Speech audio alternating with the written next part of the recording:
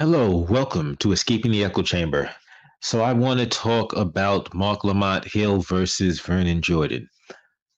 No matter where you stand on the issues of critical race theory, and there's a lot of people, and yeah, let's get into this because there's a lot of people who have positions on one or the other, either going one way or the other, that don't know what critical race theory is. There's a lot of people that have opinions, so there are people on the left who are saying, yeah, this is good because of the people that they see advocating for it.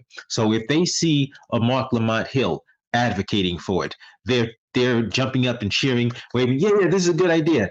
They don't know what it is.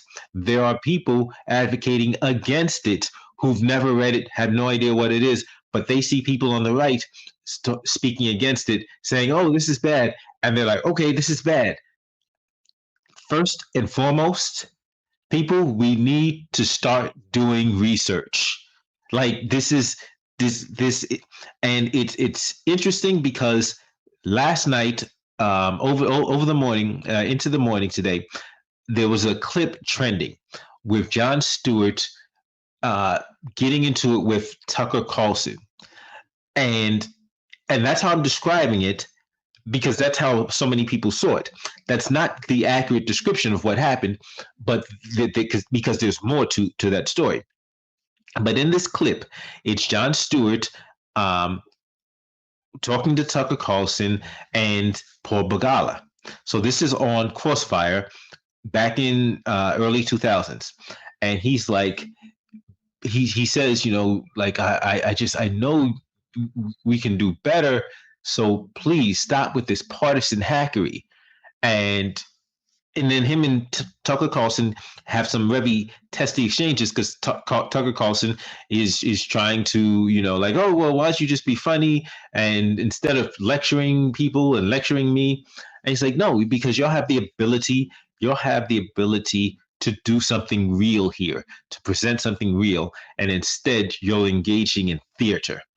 Theater. This is early 2000s. This is in the early 2000s. Jon Stewart is calling them out for this foolishness.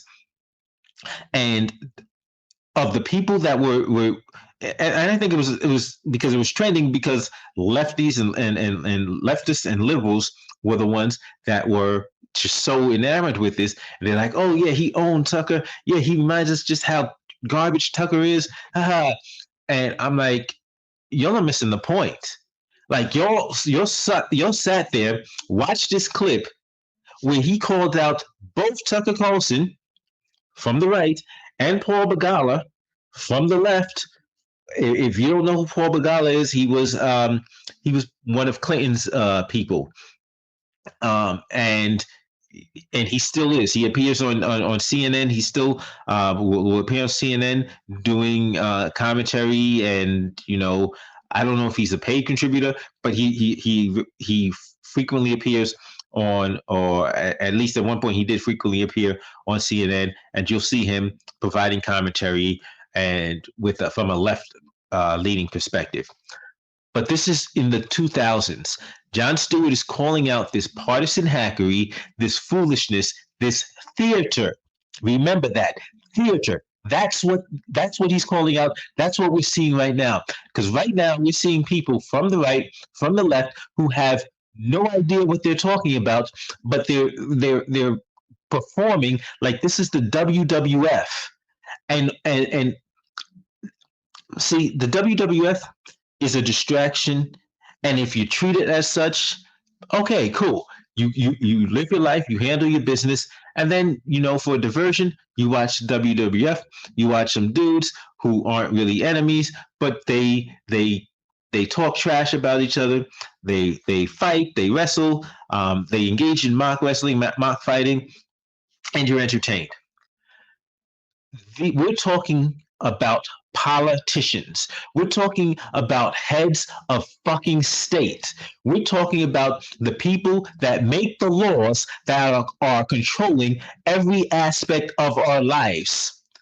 So while what they're doing on TV may be theater, the power they have is real.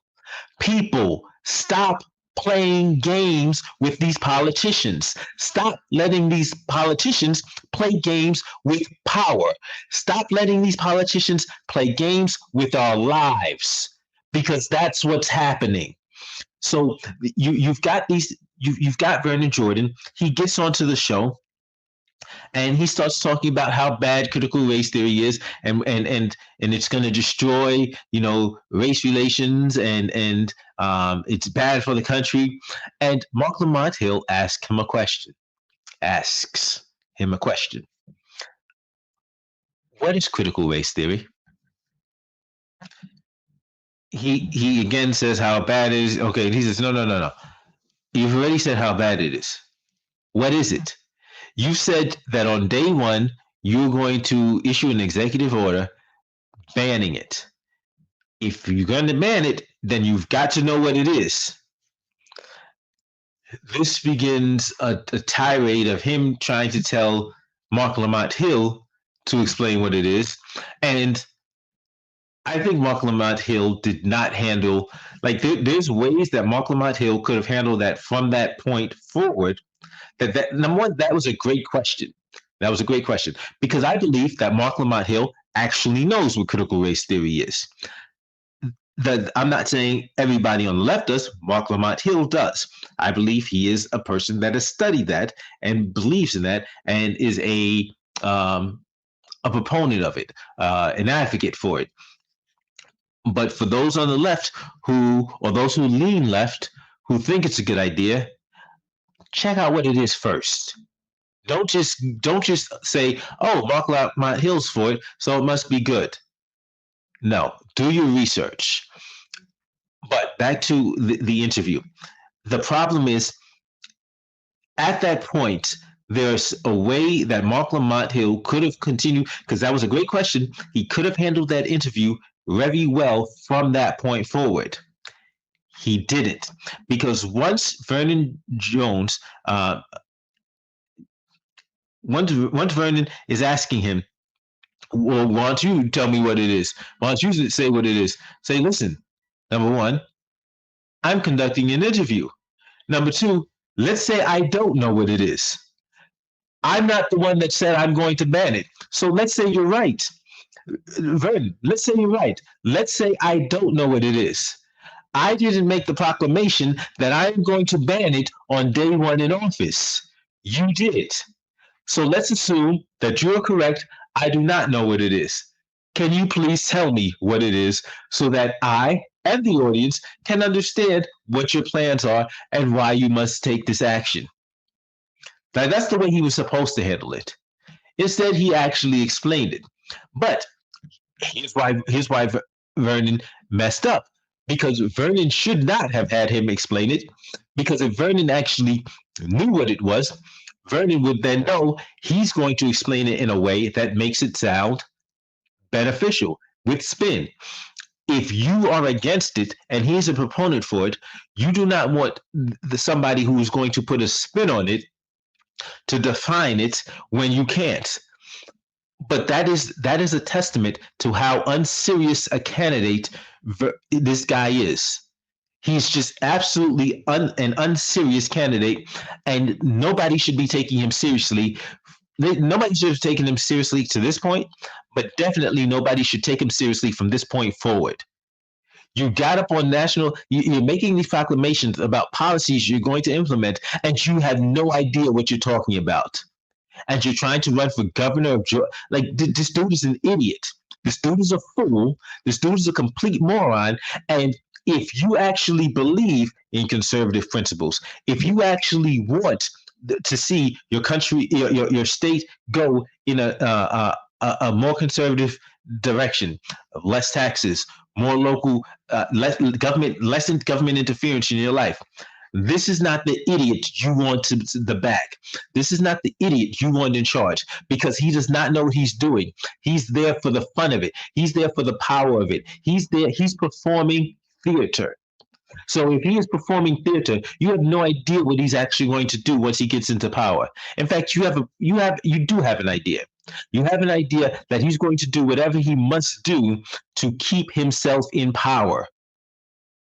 Like, people, wake up. Stop supporting clowns, fools, and people that are just completely unserious candidates for political positions. Because as much as you could like somebody who's an airhead, for being a television personality, for being an athlete, or for being a pop star, politicians have real power over our lives. We have got to stop playing games with political power. We have got to let these politicians stop playing games with the power that they have over our lives. We have got to stop it. Stop falling into these camps of us versus them, and then just going for whatever nonsense your team proposes, despite the fact that it's not actually going to make any of our lives any better. Because when it comes down to it, let's just take a look at the last year. Democrats and Republicans held each other's hands, hand in hand. They came together, they united, and they joined together in bipartisanship to rob the fucking country. The greatest robbery the planet has ever seen was committed last year by Democrats and Republicans hand in hand. Wake up, people. Wake up. Thank you for checking out this episode of Escaping the Echo Chamber. As always, don't forget to give me a thumbs up, like, share, subscribe. And if you don't like what I said, if you're like, no, I'm going to keep playing team sports because the other team sucks, okay, give me a thumbs down, but make sure you put why you're giving me a thumbs down in the comment section so that I can either address it in the comments or in a future video. Thank you, and I'll talk to you next time.